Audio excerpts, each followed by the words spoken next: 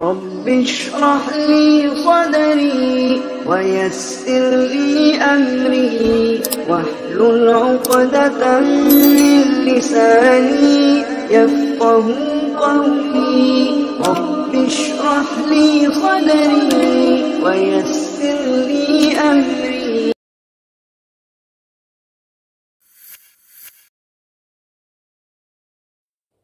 अल्हम्दुलिल्लाहि रब्बिल आलमीन वस्सलातु वस्सलामु अला अशरफिल अंबिया'i वल मुरसलीन व अला आलिहि व अस्हाबिहि अजमईन अम्मा बाद।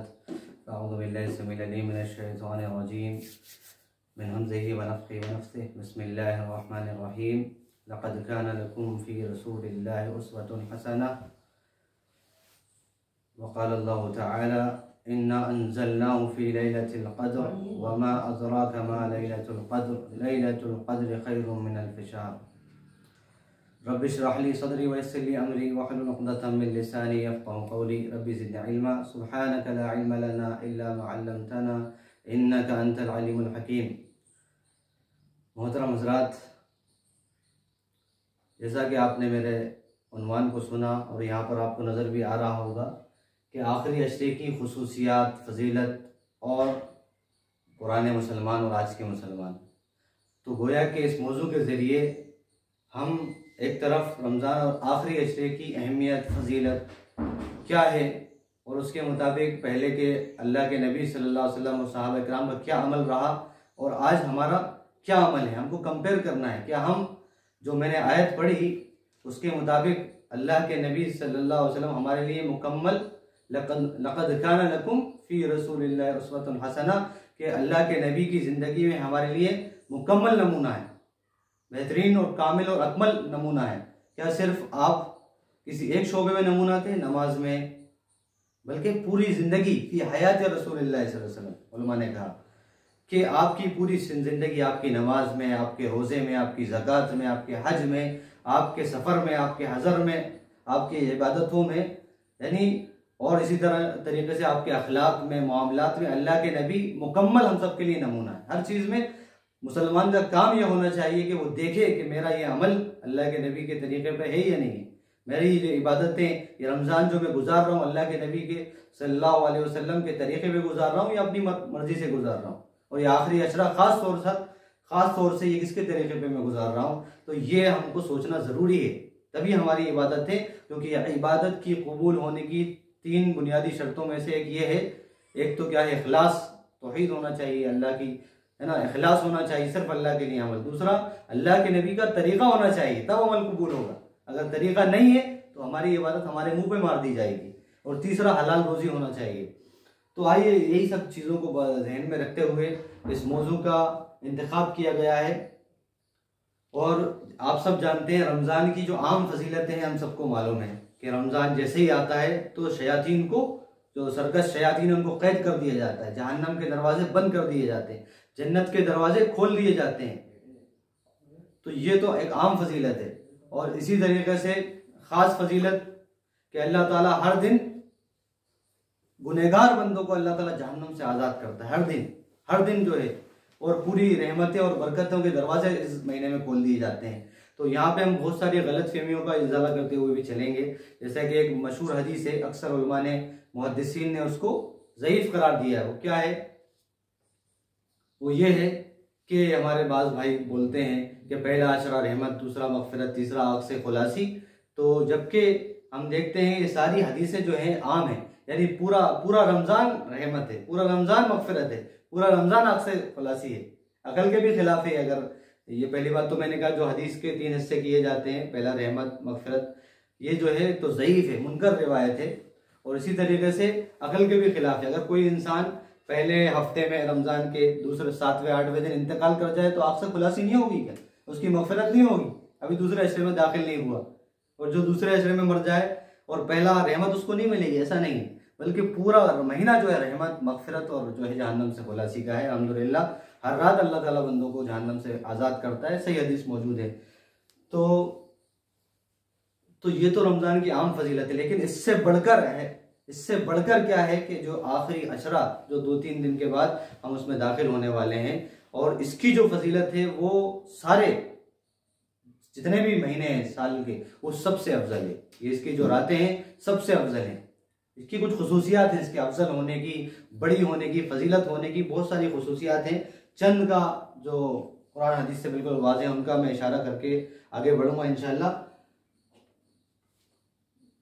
तो आपको नजर आ रहा है बोर्ड वगैरह, तो इसको आप जहन में बिठाएं, है ना। दर्स तो आप सुन लेंगे, लेकिन दर्स सुनने के बाद आपको क्या सुना 1 घंटे के बाद आपको मालूम शायद ना हो, लेकिन ये आप अगर फोटो खींच लें या नोट कर लेंगे तो इंशाल्लाह जिंदगी भर के लिए आप सेव कर लेंगे कि वाकई ये शब कद्र क्या होती है, आखिरी अशरा क्या होता है। तो सबसे पहली खुसूसियत ये है, सबसे बुनियादी जो इसका नुक्ता है रमज़ान की फजीलत का, कि वो कुरान इसी अशरे में नाजिल हुआ। कुरान रमज़ान में और रमज़ान के इसी अशरे में नाजिल हुआ। अल्लाह अकबर। अल्लाह ने जैसे कुरान की सूरह दुखान में भी फरमाया, इन्ना हामीम वल कुरआनिल मुबीन इन्ना अंज़लनाहु फी लैलतिन मुबारका। अल्लाह ने फरमाया कि हमने उसको मुबारक रात में नाजिल फरमाया। उसकी मजीद वजाहत फरमाई अल्लाह ने, और मुबारक रात कौन सी है? इन्ना अंज़लनाहु फी लैलतिल क़द्र, वो लैलतुल क़द्र में नाजिल फरमाई, है ना। आखिरी पारे की ये सूरत है, सूरतुल क़द्र की पहली आयत, इन्ना अंज़लनाहु फी लैलतिल क़द्र, कि हमने इस कुरान को लैलतुल क़द्र, क़द्र वाली रात में नाजिल फरमाया। और क़द्र वाली रात बिल-इत्तिफ़ाक़ कब होती है? रमज़ान में होती है, आखिरी अशरे में होती है। वो उसकी वजाहत आगे आएगी इंशाअल्लाह शब क़द्र। तो इसी महीने में एक सही हदीस भी आती है, बाज़ उलमा ने उस पर कलाम भी किया है, लेकिन वो मशहूर हदीस है। क्या है? आसमानी किताबों, जितनी भी आसमानी किताबें खासतौर से 4 जो वो इसी महीने में नाज़िल हुई। अल्लाह ने जो बंदों की जैसे रूहानी ग़िज़ा का जो इंतज़ाम किया है वो इसी महीने में किया है। तो ये लोगों की हिदायत का महीना है, लोगों की ईमानी क़ुव्वत का महीना है, अपने आप को अल्लाह से जोड़ने का महीना है। जैसा अल्लाह ने फरमाया, शहरु रमज़ान अल्लज़ी उन्ज़िला फ़ीहिल कुरान हुदल लिन्नास। अल्लाह अकबर। अल्लाह ने कहा इस महीने में, ये कुरान का महीना है, रमज़ान का महीना है, इसमें हमने कुरान को नाजिल किया। उन्ज़िला फ़ीहिल कुरान, इसमें कुरान नाजिल किया गया। क्या है ये? लोगों के लिए हिदायत। एक गलत फहमी यह समझ लें कि अल्लाह ने ये नहीं कहा कि मुसलमानों के लिए हिदायत, क्या कहा? सारे इंसानों के लिए हिदायत, यानी सारे इंसान के लिए कुरान है। अल्लाह के नबी सारे इंसानों के हैं, अल्लाह सारे इंसानों का रब है।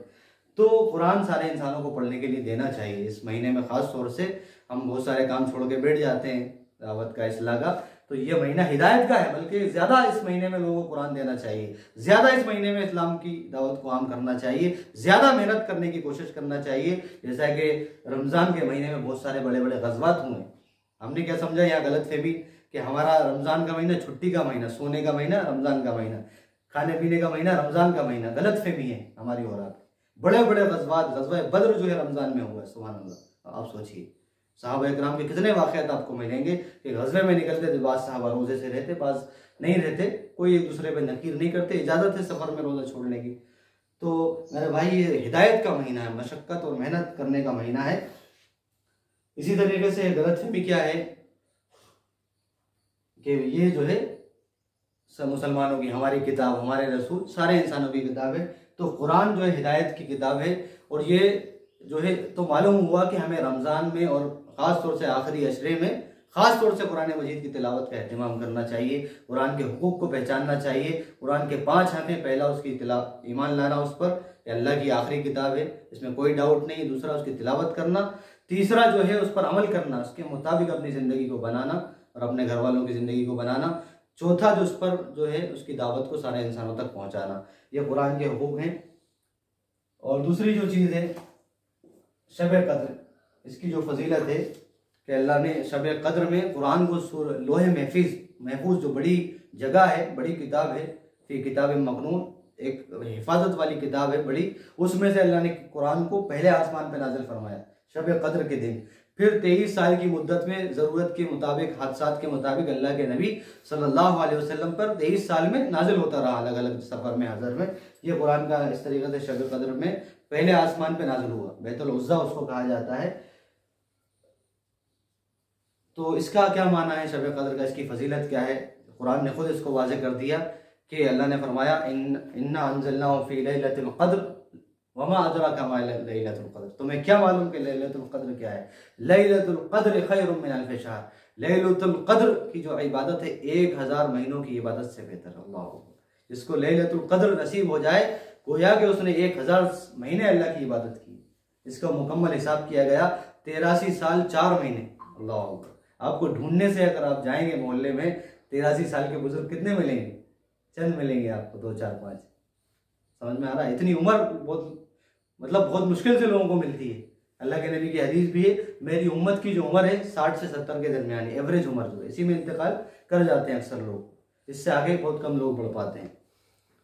तो मेरे भाई, इसकी फजीलत जो है 1000 महीनों की इबादत से अल्लाह ने जो कितना बड़ा ऑफर रखा है कि जो बंदा, अल्लाह के नबी की हदीस भी, जो बंदा इसको पाले वो कामयाब हो गया, कामरान हो गया।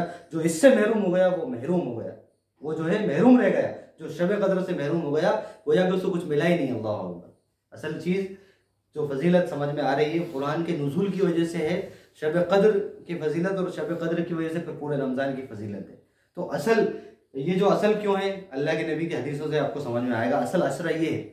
और मैं आपको एक फितरत की बात बताऊं, अल्लाह ताला हमारी फितरत का कितना ख्याल रखता है।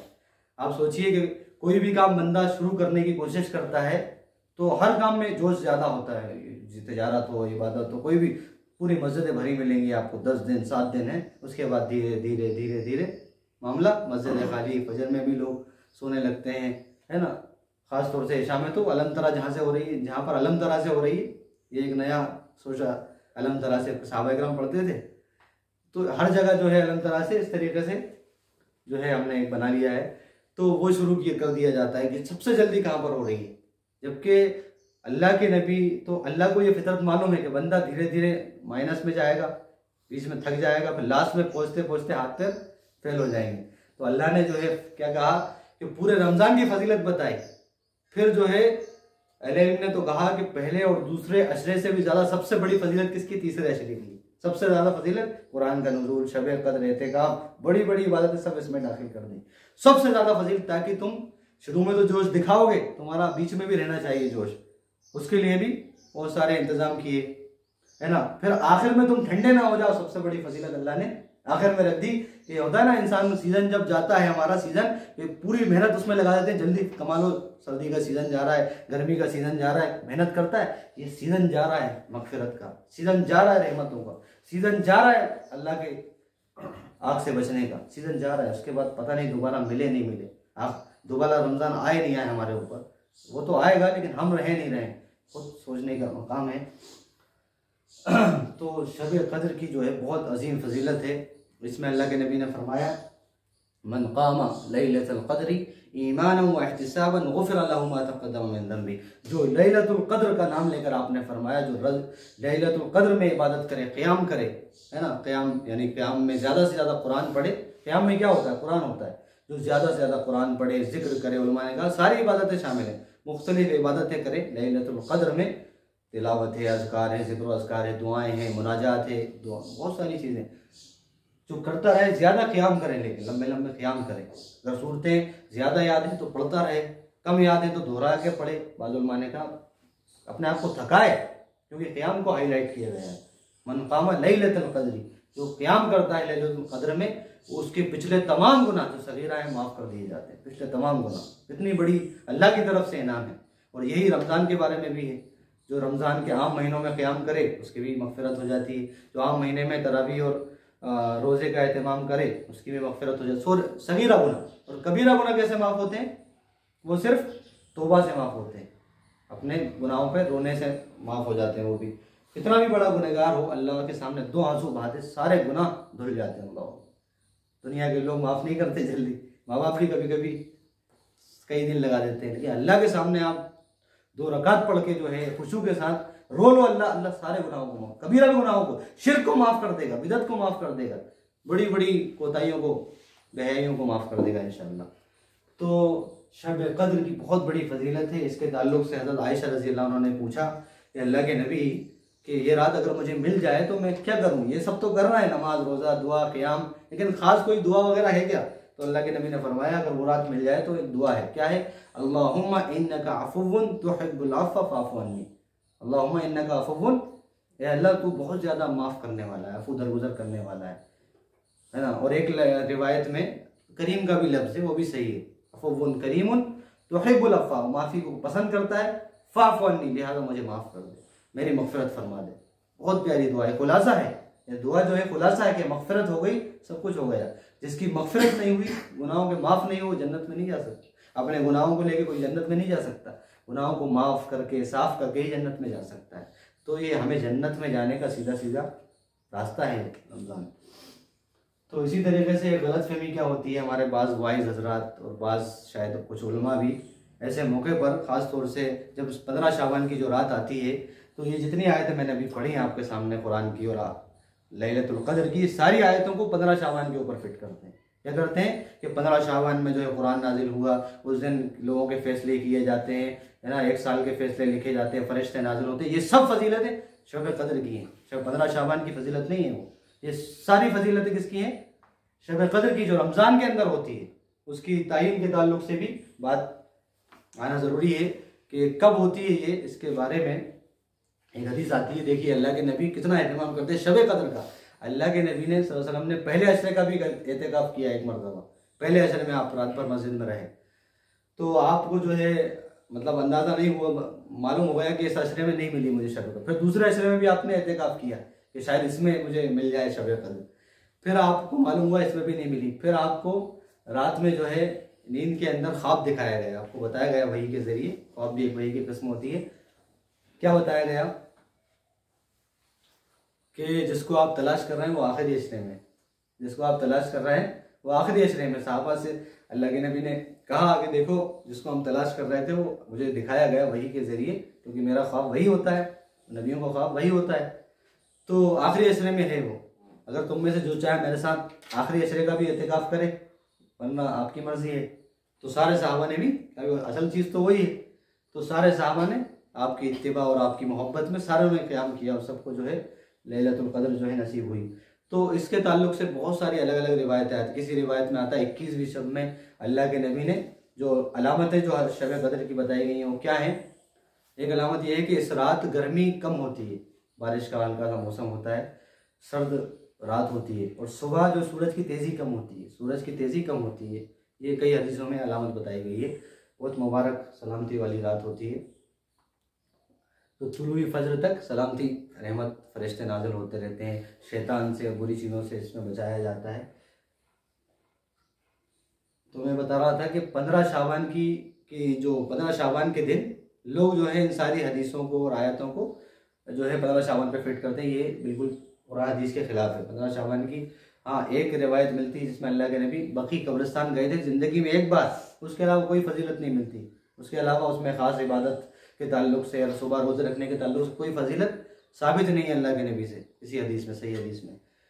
तो इसका ख्याल रखना चाहिए कि बहुत बड़ी गलत फहमी के हम लोग शिकार हैं कि जो है अल्लाह के नबी सल्लल्लाहु अलैहि वसल्लम आखिरी अशरा, इस शब क़द्र को तलाश करने के लिए आखिरी अशरा पूरा रमज़ान का एहतमाम कर रहा है। और आखिरी साल में जब आपका इंतकाल होने वाला था, उस साल तो आपने दूसरे और तीसरे अशरे का एहतिकाफ किया। आमतौर से आखिरी अशरे का करते थे, एक बार पूरे रमज़ान का भी किए जो हदीस मैंने बताई, और अक्सर जो मामूल था आपका दूसरा और तीसरे का, वो खाली मौत से इंतकाल से पहले दूसरे अशरे और तीसरे अशरे का आपने एहतिकाफ किया अल्लाह की ज़्यादा से ज़्यादा इबादत करने के लिए। मकसद क्या होता है एहतिकाफ का, वो आपके सामने आएगा।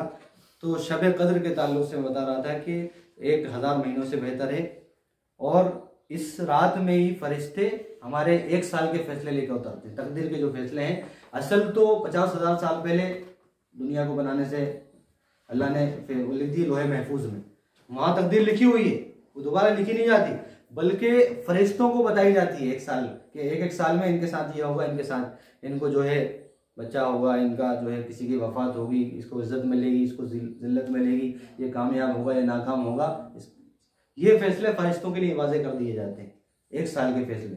ये नहीं कि अल्लाह लिखता है, लिखे तो हुए हैं तो, लेकिन जो फरिश्तों के हाथ में जो फैसले होते हैं, एक हदीस आती है कि क़ज़ा को, तकदीर को कोई चीज़ नहीं बदल सकती सिवाय दुआ के। ला यरुद्दुल क़ज़ा इल्ला दुआ, कि दुआ को अगर कोई चीज़, तकदीर को कोई चीज़ बदल सकती है तो क्या है वो?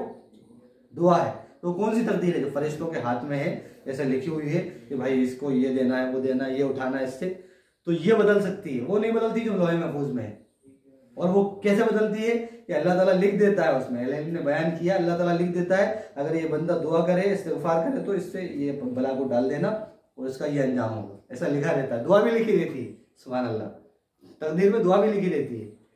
तो दुआ करेगा तो ये मिलेगा, दुआ नहीं करेगा, गुनाहों में करेगा तो इसको ये सज़ा मिलेगी, इसके साथ ये होगा, सुभान अल्लाह, सब अल्लाह के को मालूम है। तो शब कद्र मेरे भाई, असल जो है रमज़ान की रूह क्या है, हमें शब कद्र मिल जाए इसकी दुआ करना चाहिए, तौफीक मांगना चाहिए। और इसकी एक खुसूसियत क्या है कि एहतिकाफ होता है इस महीने में। एहतिकाफ का मतलब क्या, माना क्या होता है कि अपने आप को अल्लाह की इबादत के लिए दुनिया से काट कर मस्जिद से बांध लेना। एहतिकाफ का ताल्लुक घर से नहीं है, मस्जिद से है ना। एहतिकाफ जो है मस्जिद में ही होगा, चाहे अगर कहा जाए मर्द हो या खवातीन। अल्लाह के नबी की सारी बीवियों ने मस्जिद ही में एहतिकाफ किया। आपके मस्जिद ही में कमरे बने हुए थे, उसमें आप एहतिकाफ करती थी। और अहले इल्म का, अक्सर उलमा का फतवा यही है कि मस्जिद में एहतिकाफ करना चाहिए। और कब करना चाहिए, ये कभी भी कर सकते हैं। एहतिकाफ कोई रमज़ान से इसका फ़र्ज ताल्लुक नहीं है, वाजिब नहीं है रमज़ान में, कभी भी कर सकते हैं। और बाज़ उलमा की राय है कि एहतिकाफ के लिए 3 मस्जिदें ख़ास हैं। बाज़ रिवायतों में भी आता है, जैसे हरम शरीफ, मस्जिद नबी और बैतुल मक़दिस, 3 मस्जिदों को। ये अहले इल्म ने कहा फजीलत की बात है, इसको इस्तिताअ से हो जाएगा। जो फ़र्ज में अल्लाह ने जब वाजिब नहीं किया, हज के ताल्लुक से कहा मन इस्तताअ इलैहि सबीला, जो हज फ़र्ज है, इस्लाम का अरकान है, उसके बारे में कहा जिसकी ताकत हो वो जाए। अब एहतिकाफ जो सुन्नत है उसके बारे में कहा जाएगा कि हरम शरीफ में जाके करो या मैं तो मस्जिद नबी में कहो। ये फजीलत की बात है, जिसको मौका हो, पैसा हो, ताकत हो, जाके करे। करते हैं लोग अल्हम्दुलिल्लाह, पूरी दुनिया के लोग जाके करते हैं, वो अलग फजीलत है उसकी। तो ये है, लेकिन हर मस्जिद में जिसमें जमात होती हो, इन्होंने इतना तो कहा जमात, ताकि उसका तरबियत भी हो। जिसमें भी जमात होती है सब में एहतिकाफ और कितने भी टाइम का छोटे से छोटा जायज़ है। लेकिन ये जो है सुन्नत है, अल्लाह के नबी की इत्तिबा है। अब एहतिकाफ में दाखिल कब होना है, ये भी कुछ मसला मसाइल भी समझ लेते हैं जी। एहतिकाफ में दाखिल होने के लिए बाज़ अहनाफ के पास तो ये है कि मगरिब से पहले, हनफिया के पास मगरिब से पहले चला जाए 20 रमज़ान को, यानी 21वीं शब शुरू हो रही है मगरिब के बाद। क्योंकि असल हदीस में आया ना कि शब कद्र जो है किस रात में हो सकती है। तो मैंने मादरत के साथ शब कद्र की एक आखिरी बात तय कर लेते हैं कि शब कद्र के बारे में अलग अलग रिवायतें 21, 23, 25, 27 है ना। तो सारे इब्न हजर रहमतुल्लाह ने सारी हदीसों को जमा करने के बाद फरमाया, जो बुखारी के शारे हैं, फतहुल बारी के जिन्होंने शरह किए, बहुत अजीम मुहद्दिस गुजरे हैं, फ़क़ीह गुजरे हैं, उन्होंने कहा कि सारी हदीसें ये बताती हैं कि बेहतर और अफजल ये है, क्योंकि अल्लाह के नबी ने बाज़ हदीसों में ये भी कहा कि जब रमज़ान के 4 दिन रह जाएँ तो शब कद्र है, 3 दिन 5 दिन रह जाए, ऐसा पीछे से भी आए। उस एतबार से 29 का भी महीना होता है, 30 का भी। तो उलमा ने कहा कि एहतियात का तकाजा ये है कि 10 दिन भी इबादत की जाए। एहतियात का तकाजा क्या है कि 10 दिन, इसीलिए अल्लाह के नबी का तरीका क्या था, 10 दिन एहतिकाफ करते, सहाबा 10 दिन एहतिकाफ करते, इसमें छूटने का कोई चांस नहीं। इतनी बड़ी फजीलत को अगर हम खुदा न खास्ता निकल जाए तो इस एहतियात का तकाजा क्या है, बंदा 10 दिन है। लेकिन ज़्यादा कवी और ज़्यादा राजे और ज़्यादा उलमा की जो है कि 21, 23, 25, 27, 29 इनमें से शब कद्र होती है। इनमें से ज़्यादा इम्कान है, उसको तलाश करने की कोशिश करना चाहिए। मतलब बदलती रहती है शब कद्र, किसी महीने में, किसी साल में 21 को होगी, किसी साल में 23 को भी हो सकती है, बदलती रहती है। 27वीं शब की भी रिवायत है, 27वीं शब को भी हुई है, लेकिन बाद लोगों ने उसको खास कर लिया कि 27 को ही आप इबादत करेंगे, 27 को ही जागेंगे। ये सही नहीं है ना, बदलती रहती है। बहुत बड़ी अल्लाह के नबी का अमल भी हमको बता रहा है कि आपको 10 दिन एहतमाम करना चाहिए, है ना। यहाँ पे गौर करना चाहिए उन लोगों को जो हमारे भाई दूसरों के ऊपर इल्ज़ाम लगाते हैं कि आप लोग कम इबादत करते हैं, आपने नमाज़ों को कम कर दिया, आपने तरावी को कम कर दिया, आपने फला को कम कर दिया। वो गौर करें कि जो सबसे दुनिया का कीमती असरा है वो किस तरीके से गुजार रहा है। क्या है जो अल्लाह के नबी जो मस्जिद में गुजारते थे वो कहाँ गुजार रहा है? क्या अल्लाह के नबी सिर्फ 27वीं शब को इबादत करते थे? क्या अल्लाह के नबी सिर्फ, है ना, आप गौर कीजिए कितना असल काम है, जो इबादत थकाने का जो काम है उससे अपने आप को पीछे कर लेना, ये कौन सा इंसाफ की बात है। तो अल्लाह के नबी आखिरी, और हमारा हाल क्या है, हमारा आखिरी असर काम ऊपर गुजरता है ना। सारा हो सकता महीना ना हो, लेकिन सारे लोग जो है तिजारत में लग जाते हैं, बाजार मार्केट हमारे आबाद हो जाते हैं आखिरी अशरे के। शैतान ने देखो कैसे हमको गुमराह किया है। आखिरी अशरे में जो है मार्केट आबाद, गलियां आबाद, होटलें आबाद, जो है मजलिसें आबाद नहीं आबाद है आखिरी अशरे में। तो हमारी मस्जिदें सुनी पड़ी हैं, इबादत के मुसल्ले सुने पड़े हुए हैं, इल्ला ये कि जिन पर अल्लाह रहम फरमाए। ऐसे भी लोग हैं, ऐसी भी मस्जिदें हैं जो पूरे 10 दिन आबाद रहती है, पूरे 10 दिन लोग माशाल्लाह इबादत करते हैं, ऐसे भी लोग हैं, सुभान अल्लाह। तो मेरे भाई एहतिकाफ के ताल्लुक से बात चल रही थी, कब दाखिल होना है। तो 20 क्या नाम से 20 रमज़ान को मगरिब के बाद भी हो सकते हैं। मैंने कहा मगरिब के इशा से पहले दाखिल हो जाएं। क्यों? क्योंकि असल जो रात आपको मिलने वाली है, हो सकता है यही रात हो, तो या तो मगरिब से पहले या इशा से पहले दाखिल हो जाएं। पूरी तैयारी करने के बाद सामान लेके आपके चले जाएं, वहाँ रात मस्जिद में इबादत करें, गुजारें। लेकिन जो हुजरा है आपका फजर के बाद दाखिल हो। हदीस आती है कि अल्लाह के नबी फजर में दाखिल होते थे, तो वो सुन्नत के मुताबिक अमल हो जाएगा। मस्जिद में रात गुजारें, हुजरे में दाखिल हो फजर के बाद 21 26 सुबह में। तो ये तरीका। निकलने का कब है? निकलने का आपको इजाजत है कि आप सूरज जैसे ही निकल, यानी ईद का जो सूरज, ईद उल फित्र का जो चांद है वो नजर आ जाए और रमजान खत्म हो जाए तो आप वहां से निकल सकते हैं। लेकिन अफजल तरीका अल्लाह के नबी की एक सुन्नत मिलती है कि आप जो है फजर भी उसी मस्जिद में वहीं रहते थे, फजर भी पढ़ते थे, और बाज़ रिवायत में तो आता है आप ईदगाह भी वहीं से जाते थे, ईदगाह भी वहीं से जाते थे। तो ईदगाह भी आप वहीं से जा सकते हैं, जैसा कि उलमा ने इसको बयान किया है। ये अफजल है, ये वाजिब और वो नहीं है। किसी को अगर दूर है, घर मुश्किल है जाना, तो रात में चला जाए और अपनी तैयारी करे, और ये है। तो ये तरीका है उसमें। और जायज़ उमूर क्या है कि बशरी जो तकाज़े हैं, जो इंसान की बुनियादी ज़रूरत है, दीनी ज़रूरत नहीं, क्या पेशाब पाखाना और जो है खाना पीना, इसके बगैर इंसान रह नहीं सकता। अगर ये उसको मस्जिद में मुहैया है तो बाहर तो जा ही नहीं सकता। फिर अगर ये मस्जिद में नहीं है, क्योंकि गाँव देहात में ऐसी जगहें होती हैं जहाँ जो है पेशाब के लिए, नहाने धोने के लिए इंतज़ाम नहीं होता, कई ऐसी मस्जिदें हैं, तो उसको नहाने धोने के लिए भी इजाज़त है। उतनी हद तक घर में जाए, जहाँ पे भी इंतजाम है वहाँ जाए, वहाँ से नहा कर आए। या खाना नहीं है, कोई लाने वाला नहीं है, अकेला है, बच्चे छोटे हैं, खुद खाना जाके खाकर आए या लेकर आए, उसको इजाज़त है। ये बशरी तकाज़े हैं, इसके बगैर वो रह नहीं सकता कहीं पर भी, तो उसके लिए वो जायज़ जा सकता है। लेकिन जनाजे में जाना, इबादत के लिए जाना, जलसे जुलूस में जाना, इसमें जाने की कतई इजाज़त नहीं है। आपके ऊपर वो फ़र्ज़ नहीं है, वाजिब नहीं है। आपका मस्जिद से आपको चिमटा रहना ये ज़रूरी है। ये जायज़ और नाजायज़ कुछ उमूर हैं। आखिरी बात अगर इबादत के अब जो है इतनी खुसूसियात हैं, कुरान इसमें नाज़िल हुआ है, हिदायत, शब क़द्र इसके अंदर है, एतिकाफ़ इसका एहतमाम होता है, तो अल्लाह के नबी कैसे इसको गुजारते थे। अल्लाह आयशा रज़ी अल्लाह अन्हा फरमाती हैं, कान नबी सल्लल्लाहु अलैहि वसल्लम यज्तहिदु फी अशरिल अखीर मा ला यज्तहिदु फी गैरिही औ कमा क़ाल अलैहिस्सलातु वस्सलाम। कि आप फरमाती हैं कि अल्लाह के नबी आखिरी अशरे में इतनी मेहनत करते जितना कि इसके अलावा किसी अशरे में मेहनत नहीं करते, इतनी मेहनत करते। अच्छा, मेहनत किस बात में करते और हम किस बात में मेहनत करते हैं? तो उसकी भी वजाहत आई कि एहतिकाफ करते हैं आप। एहतिकाफ में क्या होता है? अल्लाह की इबादत होती है। उसके बाद अल्लाह आपने फरमाया कि इज़ा दखल अल-अश्रुल अखीर शद्द मिज़रा, कि जब आखिरी अशरा दाखिल होता तो अल्लाह के नबी सल्लल्लाहु अलैहि वसल्लम क्या करते? अपने कमर को कस लेते, अपना तहबंद को बांध लेते। इसके दो माने उलमा ने बयान किए कमर कसने के, उर्दू में हम इस्तेमाल करते हैं ना, तो क्या है, आप पूरी सारे कामों को छोड़ के किसी एक काम में लग जाना, कमर कस के इसको खत्म करके छोड़ना है, आज ये काम निपटा देते। तो अल्लाह के नबी कमर कस लेते। एक तो ये इबादत के लिए अपने आप को, सारे कामों को छोड़ देते, बीवियों को छोड़ देते, सबको, सबका ख्याल खाली अल्लाह को राजी करना है, शब कदर तलाश करना है, इबादत करना है मुझे। हत्ता कि आपके बारे में आता है, आपके लिए खास भी है कि आप जो है जो खाना वगैरह खाते थे हम जो रमजान में, उससे पहले वो खाना भी तर्क कर देते, इसमें टाइम लगेगा अल्लाह को। आप खाना भी नहीं खाते, डायरेक्ट सहरी करते, सहरी करते, अफ्तार नहीं करते, आप सहरी करते। ये सौम विसाल है जिसकी गुंजाइश नबी को थी, सहाबा को भी नहीं थी। सौम विसाल यानी एक ही सहरी से, यानी पूरा रात भर भी गुजार के अगली सहरी करना है, इतना लंबा रोजा रखना। ये नबियों को ताकत होती है, हर एक की बस की बात नहीं है। सहाबा ने भी कोशिश की लेकिन अल्लाह के नबी ने मना कर दिया, है ना। तो अल्लाह के नबी क्यों करते थे ये खास तौर से रमजान में? ताकि वक्त ज्यादा मिले इबादत में, ये शब कदर मुझे मिल जाए, ये एहतमाम करते थे ना। तो इसके लिए आप जो है कमर कस लेते। दूसरा माना है बीवियों से अलग हो जाते, कमर कस लेते, तेवंद मान लेते, बीवियों से ताल्लुकात बिल्कुल खत्म कर देते। दोनों माने हैं, लेकिन पहला माना ज्यादा सही है, क्योंकि एहतिकाफ में तो बीवियों से मिलना जायज ही नहीं है, वो तो पहले ही खत्म हो गया।